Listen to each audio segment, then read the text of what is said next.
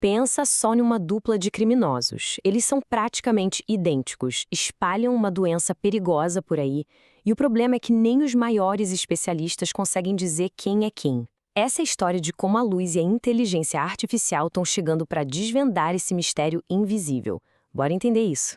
Olha, o problema todo começa com esses carinhas aqui. São os flebotomíneos, insetos que transmitem doenças. Só que tem um detalhe. Para a maioria dos especialistas, as fêmeas das espécies mais importantes são iguaizinhas, e essa semelhança toda acaba criando um desafio gigantesco na hora de controlar a disseminação de uma doença bem grave. Então, para a gente ter uma ideia do tamanho do desafio, a gente está falando de um inimigo que é praticamente invisível, sabe? E da baita dificuldade que é saber quem ele é de verdade. A doença em questão é a leishmaniose visceral. É uma forma bem grave, causada por um protozoário que a gente pega pela picada do flebotomínio. E a situação aqui no Brasil é especialmente crítica. Sabe por quê? Porque o país concentra impressionantes 96% dos casos registrados em todas as Américas. É muita coisa. Esses números só mostram como é urgente encontrar métodos de controle melhores. E é aqui que o nó aperta de verdade. As duas principais espécies que transmitem a doença, a Lutzomia longipalpis e a Lutzomia cruzi, são praticamente gêmeas, especialmente as fêmeas. É impossível diferenciar só olhando para elas. E por que isso é um problemão? Porque cada espécie pode ter comportamentos e hábitos diferentes. Saber exatamente quem está onde é a peça-chave para criar estratégias de controle que realmente funcionem. Mas se não dá para ver a diferença a olho nu, como é que a gente faz? A resposta, olha que legal, está numa nova forma de enxergar. Uma que vai muito além da aparência e mergulha direto na composição química dos insetos. O nome da tecnologia é um pouco comprido, espectroscopia de infravermelho por transformada de Fourier, ou, para facilitar, FTIR. Mas calma, a ideia é bem mais simples do que o nome. Pensa assim, os cientistas jogam uma luz infravermelha no inseto. Aí, cada coisinha que forma o corpo dele, proteína, gordura, tudo, absorve essa luz de um jeito todo especial, único. O resultado é um gráfico, que funciona como se fosse a impressão digital molecular daquele inseto. É a identidade química dele, sabe? E o processo todo funciona mais ou menos assim, ó. Tudo começa lá no campo com a coleta dos insetos. Depois, já no laboratório, cada um deles passa pela máquina que tira essa tal de impressão digital molecular. E por último, essa montanha de dados vai para o computador e aí é a vez da inteligência artificial entrar em ação. Então, resumindo em 3 passos bem fáceis. Primeiro, a coleta dos flebotomíneos, que geralmente acontece com umas armadilhas de luz. Segundo, a gente tira a impressão digital. Cada inseto é analisado pela luz infravermelha para a gente ter essa assinatura única dele. E terceiro, a análise com a IA. Todos esses dados super complexos são entregues para um algoritmo que foi treinado para aprender a separar e classificar cada um. Beleza, agora vamos falar um pouco mais dessa parte da inteligência artificial. Porque, não adianta só ter a impressão digital na mão.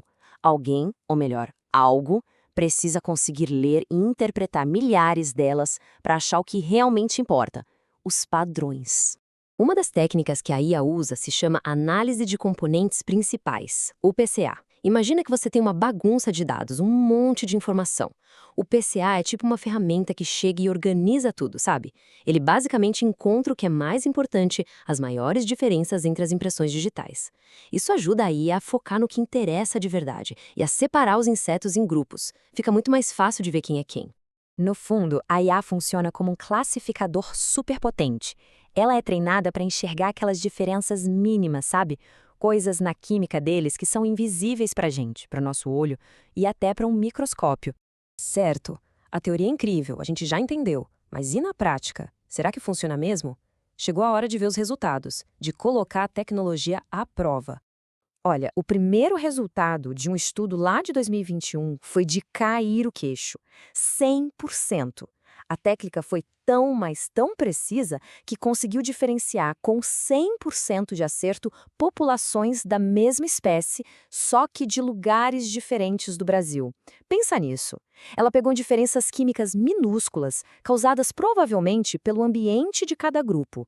E aqui está a prova visual disso tudo. Pode parecer complicado, mas a ideia é super simples. Cada pontinho desses é um inseto. O que a IA faz é colocar os insetos com química parecida um pertinho do outro. Então, dá uma olhada no gráfico da esquerda, as cores se separam direitinho, né? Isso é a IA separando a mesma espécie por região. Já na direita, a separação fica ainda mais nítida entre as duas espécies diferentes, a Cruzi e a Longipalpis. Cada grupo num canto. É basicamente a prova de que a máquina está vendo o que o olho humano não consegue ver. Mas a grande virada mesmo veio num estudo mais recente.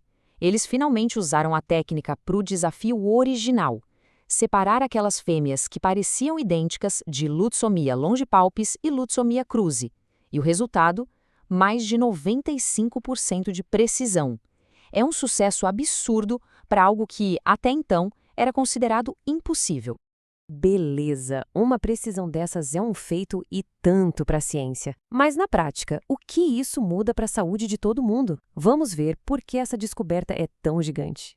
As vantagens são muitas. Olha só. Primeiro, é rápido. Muito mais rápido que o jeito tradicional de identificar. Também é mais barato, porque não precisa daquele trabalho super especializado e demorado. Outra coisa genial, o método não destrói o inseto. Então, ele pode ser usado para outras pesquisas depois. A precisão é altíssima, né? O que tira o erro humano da jogada.